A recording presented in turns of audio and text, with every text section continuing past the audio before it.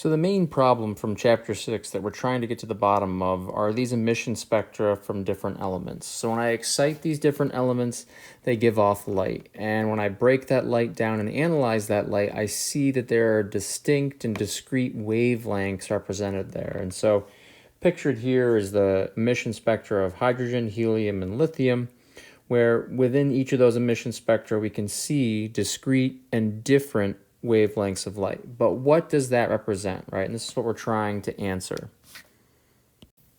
And so if we look at the light that's being given off, yes, for lithium, I observe red light. But when I put that through a prism, I see that there's actually 4 different wavelengths of light represented. There is red, there's yellow, and there are 2 wavelengths of blue light as well. So what does that mean and where does that come from? And then I look at the sodium and I see that the sodium light burns yellow. And when I analyze that through a prism, I see that I only get 1 wavelength of light in the region of yellow. So these colors, they are different colors because we're giving off different energy. Even though we have different wavelengths represented in the emission spectra of lithium, right, those 4 wavelengths of light come together and they look the color red for us. So where are these wavelengths of light coming from? And so we've got 2 equations to help explain this. Well, the first equation is I can relate all of this light because all of this light is part of the electromagnetic spectrum. That's all moving the speed of light. That's a constant. And I know that light has a frequency and a wavelength. So each of these wavelengths of light that are given off, right, they have a distinct frequency associated with them because the product of frequency and wavelength is the speed of light. So if I take that frequency through Einstein's work, we're building on the work of Planck, I can use that frequency of light and now relate it to an energy. I can find what is the energy of that light based on the frequency of that light and Planck's constant. So that means that looking at lithium, for example, I see 4 discrete wavelengths of light. That must mean that there's 4 discrete energy transitions taking place there. I look at sodium and I just see 1 wavelength of light in the yellow. So maybe there's only 1 energy transition taking place there. And then I look at calcium, right? Calcium, for example, there's multiple wavelengths of light that are given off. There's multiple energy transitions available. And we'll notice that very few of these wavelengths of light from the different elements, very few of them overlap. That's because each element has different energy levels available for these electrons to transition. So we've got different energy transitions available that depend on the element. So that's why we don't see a uniform wavelength across all of these elements. So what are these energy transitions? Why are these energy transitions different for these different elements? For that, we need to think about Bohr's theory of the atom. So Bohr basically said that each element has these different energy levels available to it. And I can have an electron move between these energy levels. And so, for example, in this case here, if I'm at the n equals 2 energy level, I can take that electron, and if that electron absorbs light, right, it can get hit by a photon of light of enough energy, I can promote that electron to a higher energy state. I can promote it from n equals 2 to n equals 3, which is higher energy.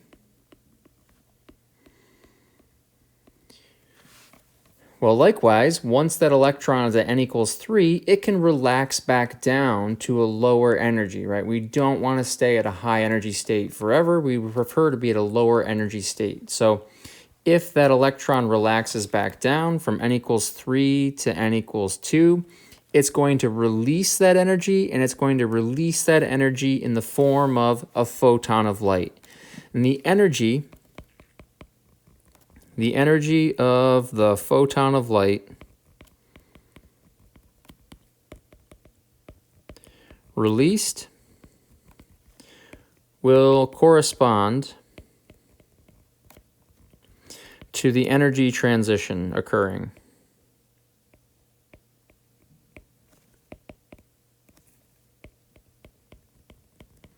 Right, so the energy released will be a direct representation of the energy transfer between the n equals 3 and the n equals 2 quantum level for this atom. And this is for hydrogen in this case. That's what Bohr worked with, but certainly other atoms would have different energy levels available. The electrons would have different energy levels. And that's what we see over here in this diagram that represents the energy levels available. So here's my ground state configuration, which is my lowest energy state. I can have an electron here, and I can put enough energy into that electron to push it up to the n equals 2, and then it's a higher energy, and then higher to n equals 3, n equals 4, all the way up through infinity. So on the way up, we're absorbing energy. On the way down, we're releasing energy that equals that transition that we're going through. And so this kind of also answers the question of the photoelectric effect that someone asked in class of basically why does red light not cause this, whereas purple or blue light does, right? We go back to that equation, energy equals Planck's constant times frequency. And speed of light equals frequency times wavelength. So red light has a longer wavelength, which means it has a lower frequency. Because red light has a lower frequency, it's going to have a lower energy. So red light has less energy than blue or purple light. So there's an energy requirement to that photoelectric effect, to kicking an electron up to an excited state. Red light does not have enough energy. Whereas a sample of blue light, right, the same process, the same two equations. Well, blue light has a shorter wavelength. Because it has a shorter wavelength, it needs to have a higher frequency, right? Those two are inversely related. As wavelength decreases, my frequency increases. Well, now if I go over here and calculate my energy, as frequency increases now, my energy is going to increase because those two are directly related in this case. So blue light can initiate the photoelectric effect because it has a higher frequency and a higher energy. It has enough energy to meet that energy requirement, right, to promote an electron from the ground state to an excited state. So that is how blue light works for this experiment and red light does not work for this experiment because red light has a longer wavelength, lower frequency, lower energy. So just to recap how those energy transitions occur, right, I need to have a photon of light come in with enough energy to promote that electron. So here's my photon of light. My photon of light comes in with enough energy, hits that electron, transfers the energy to the electron, and promotes it from n equals 2 to n equals 3. Well, the only way for that electron to relax back down to the ground state, right, for that electron to relax back down, it's going to release that energy through the same process. It's going to release that energy by releasing a photon of light, right, of equal energy to that transition.